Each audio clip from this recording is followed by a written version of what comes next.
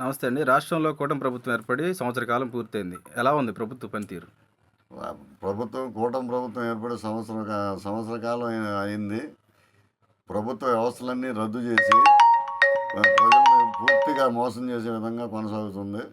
రాష్ట్రంలో కష్టలు కార్పణ్యాలు, ఈ ప్రజలను మోసం చేయటం, దగ, అవినీతి, ఇసుక దందా, రేషన్ బియ్యం దందా, ఈ వాలంటీర్ల వ్యవస్థను పూర్తిగా రద్దు చేసి వాళ్ళని మోసం చేశారు. మేము వస్తే వాలంటీర్ వ్యవస్థను కొనసాగిస్తాం, 10,000 జీతం ఇస్తామని చెప్పి మోసం చేసి వాళ్ళని పూర్తిగా రద్దు చేశారు.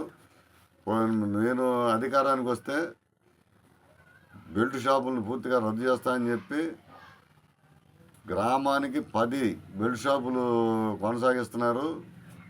ప్రభుత్వ స్కూళ్ళ దగ్గర, గుడుల దగ్గర బెల్ట్ షాపులు కొనసాగుతున్నాయి. ఇంటింటికి మద్యం డోర్ డెలివరీ అవుతుంది.